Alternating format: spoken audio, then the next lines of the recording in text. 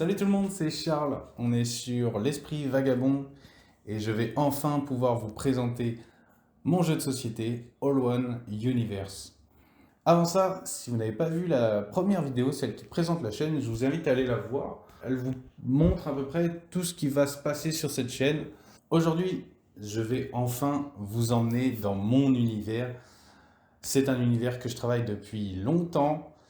Et j'aborderai ce sujet, les origines, tout ça, dans une autre vidéo. Là, je vais vraiment vous présenter plus en détail le jeu.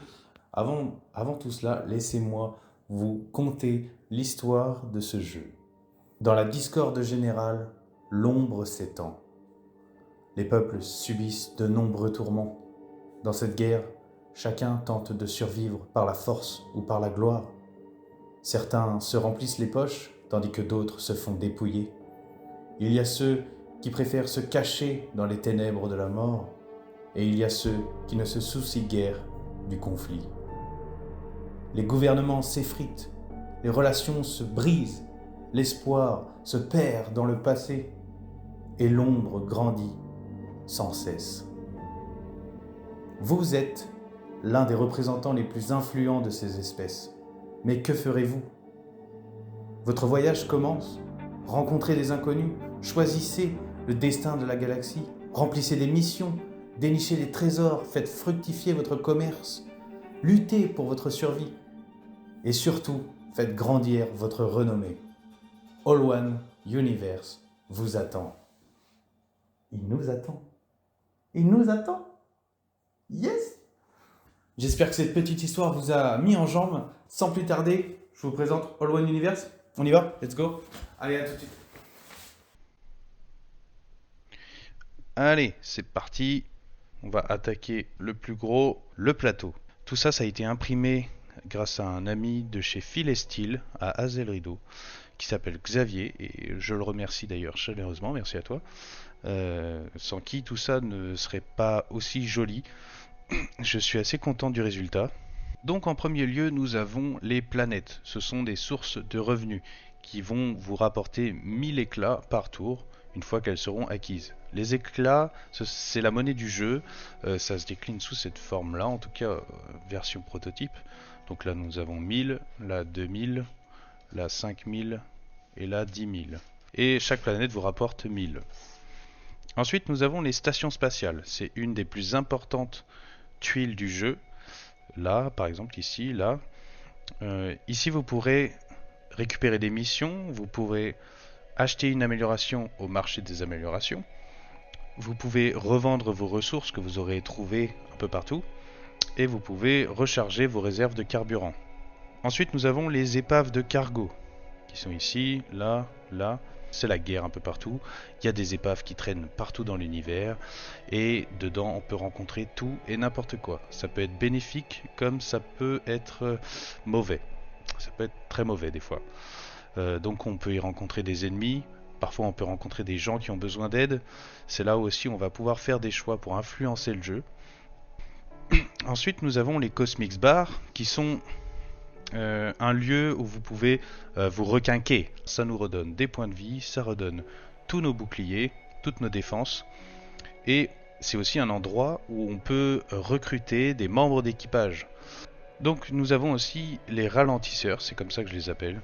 Nous avons les zones corrompues qui vous infligent un point de vie quand vous allez dedans. Vous avez les astéroïdes. Il vous faut 2 points de mouvement pour y accéder, mais à l'intérieur vous êtes camouflé des autres et intouchable. Et vous avez les soleils. Ce sont des zones où vous ne pouvez pas aller parce qu'il fait trop chaud près d'un soleil. Et on meurt instantanément quand on va dessus. Et pour finir, nous avons les portails. Le jaune qui va vous téléporter sur le jaune et le vert qui va vous téléporter sur le vert, évidemment. Je vais vous présenter déjà quelques personnages. Donc voilà, ça c'est 3 personnages qui ont donc une histoire, un nom, une espèce, une histoire, une planète d'affinité, une compétence spéciale et ensuite leurs caractéristiques. Et pour l'exemple, on va prendre Siboni. Voilà le deck vaisseau. Donc il se présente un peu sous cette forme. Ici, nous avons l'attaque. Donc là, notre personnage, il a 2 points d'attaque, donc je vais mettre l'attaque à 2. Ici, nous avons nos boucliers, enfin nos défenses. On commence tous avec 3 défenses. Ici, nous avons nos points de vie, donc Sibony, elle a 7 points de vie, et le PM, c'est les points de mouvement, elle a 3 points de mouvement. Ici, nous avons les PR, les points de renommée. C'est l'objectif du jeu, en fait, avoir le plus de points de renommée. Donc on va aller jusqu'à 90, comme ça, et ensuite, une fois à 100, on monte d'un cran et on rajoute un pion ici. Et nous avons nos réserves de carburant. Les réserves de carburant sont des réserves de points de mouvement, en fait. Ces réserves, vous pouvez donc les recharger en station spatiale pour le prix de 1000 éclats par réserve. Nous avons les emplacements de planètes, dont celle-ci est la planète d'affinité.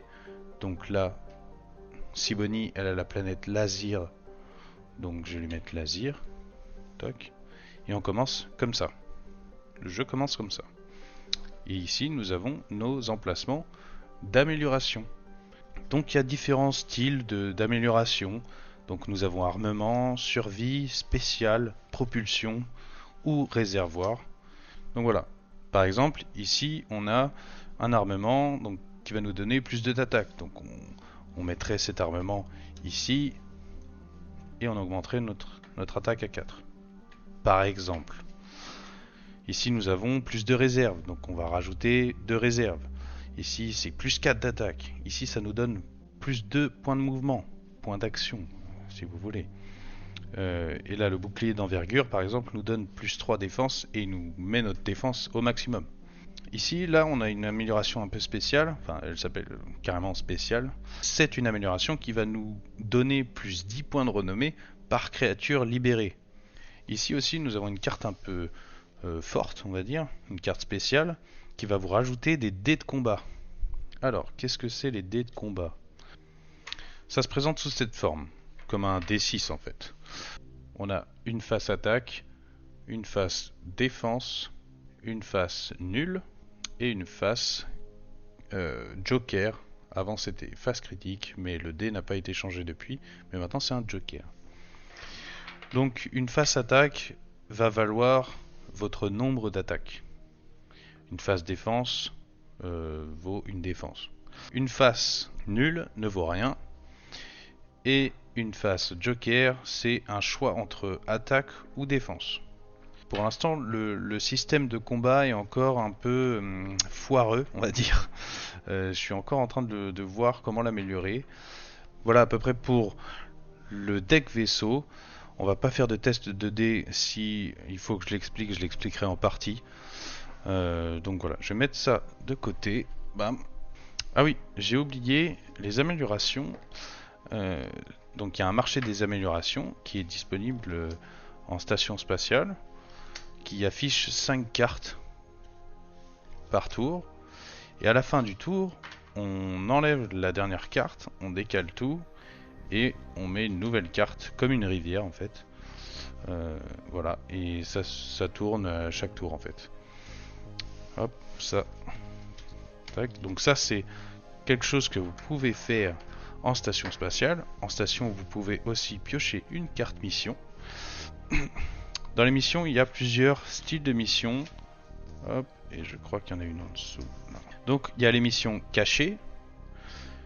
Les missions qui sont secrètes, où vous devez par exemple éliminer un joueur. Les missions dites normales en fait. Ça peut être de l'escorte, ça peut être aller repérer un lieu, ça peut être fouiller une épave, enfin bref, c'est livrer un spécimen, enfin il y a plein de choses. Et ça, ce sont les missions héroïques que vous pouvez choisir en début de partie comme objectif de victoire. Alors c'est pour des parties très longues. Par exemple, cette carte-là, escorte politique, donc va nous donner une récompense de 20 points de renommée.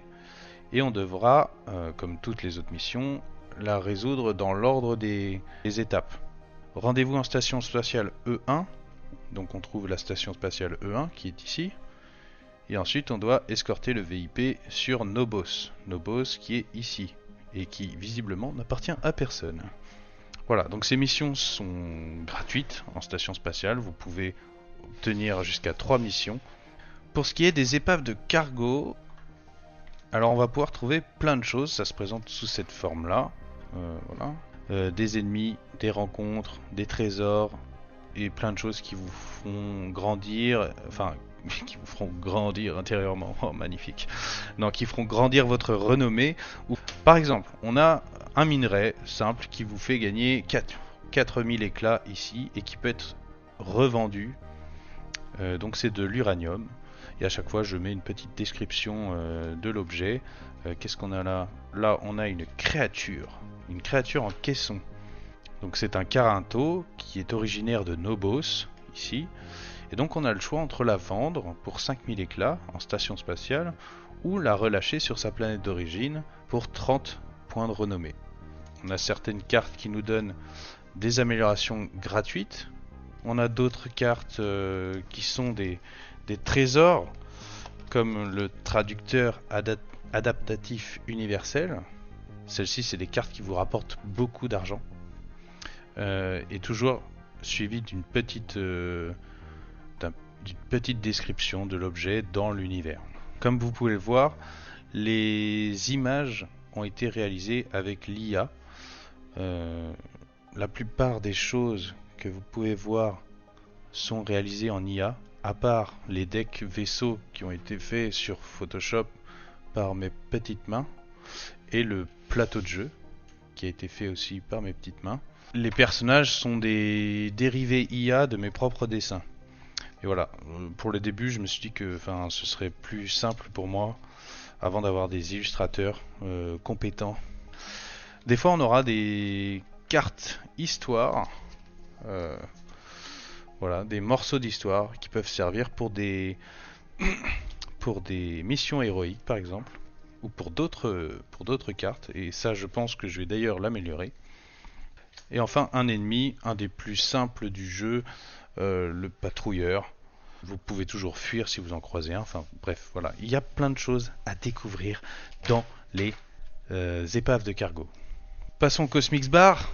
Le Cosmix Bar, comme je vous disais, c'est un endroit où on peut récupérer de la vie, récupérer ses défenses, mais aussi un endroit, et c'est très important, on peut recruter des membres d'équipage. Donc là, comme vous pouvez le voir, les cartes sont encore sous sleeves. Donc on peut avoir, c'est des cartes qui vont venir interagir directement avec les autres joueurs, par exemple, ou soi-même. C'est un boost qui vous donne 3 points de mouvement pendant ce tour. Et ça, c'est une carte que vous lancez à n'importe quel moment du jeu, même si c'est pas votre tour. Donc on a des cartes d'action rapide et des cartes d'action lente. Les cartes rapides ne coûtent rien, à part au recrutement. En fait, on paye 5000 éclats au recrutement et on choisit entre 3 cartes. Et à part ce coût-là, elle ne coûte rien. Celle-ci, elle est lente, donc en fait, vous l'avez de côté et vous payez 1000 éclats par tour comme une rémunération pour garder cette carte. Donc il y en a certains qui peuvent être, genre par exemple celle-ci vous soigne immédiatement. Il y en a qui désactivent des améliorations ennemies. Donc c'est assez, vous pouvez voler aussi des améliorations. Enfin c'est assez violent des fois. ça peut briser des amitiés. Mais c'est cool. Ça rajoute vraiment une autre dimension au jeu et je l'avais pas forcément pensé au départ. Et l'interaction entre les joueurs est beaucoup plus intéressante avec ça. Et on va finir avec la piste du destin. Ouh là là. Et cette piste, elle avance à chaque tour. C'est le petit pion, le logo de All One qui va servir de pion. Et au fur et à mesure du jeu, on va avancer. Hop. Et là, un événement va se déclencher. On le retourne. Et qu'est-ce qui se passe? Donc là, il y a une faille de sécurité chez Space Quest. C'est ceux qui font les missions. Space Quest. Et donc, aucune mission ne peut être accomplie ou obtenue pendant ce tour. Et c'est là que le jeu va vraiment changer à chaque tour en fait. Quasiment. En fait, c'est selon les dispositions que vous choisissez au départ. Et surtout quand il y en a une qui est utilisée et dépassée, elle est remplacée. Voilà. C'est important parce que il y a certaines cartes qui vont vous faire avancer sur cette piste. ou reculer sur cette piste. C'est important aussi parce que arrivé à la fin du tour 10, ce pion vient se placer au centre du plateau, ici. Ça devient le boss final et c'est une fin de partie coopérative. Et une fois que ce pion est sur le jeu, il y a beaucoup de choses qui changent et le monde change plus ou moins. Il y a des trucs qui sont plus durs, la vie coûte plus cher. Enfin bref, l'ombre est présente partout dans l'univers et c'est le serviteur de l'ombre qui est présent. Donc voilà, je vais pas faire plus dans les détails, mais voilà, la fin coopérative s'annonce un peu comme ça. Il peut y avoir de bons événements sur cette piste du destin, mais la plupart du temps, c'est mauvais. Ça influence, ça freine quoi. Par exemple, là, on a une pénurie d'énergie. Vous perdez 3 réserves, sinon désactiver une amélioration de propulsion. Et impossible de recharger son réservoir. Ça fait mal. Ça empêche beaucoup de mouvements. C'est très difficile. Enfin bref, il y a plein de choses différentes qui peuvent vraiment faire des parties différentes en fait, c'est ça. Et c'est ce que je cherchais avec ce jeu, c'est de pouvoir proposer une expérience libre où chaque chose va changer en fait à chaque partie. Par exemple, ce plateau, il est modulable. Comme vous pouvez le voir, chaque pièce peut se retirer. Et donc voilà, c'était All One Universe. J'espère que ça vous tente un peu. J'espère que cette petite présentation vous aura plu. En attendant, je vais sûrement organiser des sessions tests sur Tabletopia, que vous puissiez découvrir le jeu vraiment dans une partie, qu'on puisse se rencontrer aussi, qu'on puisse passer un bon moment ensemble. N'oubliez pas, je vais bientôt être aussi en festival. Je vous remets les informations en description, ce sera plus simple. Et même sur l'esprit vagabond, on aura l'occasion de se revoir entre guillemets, parce que je vais vous faire une vidéo qui fait la rétrospective de la création de ce jeu. Et c'était aussi pour ça que j'avais créé cette chaîne, pour vous montrer un peu les étapes de création d'un jeu de société.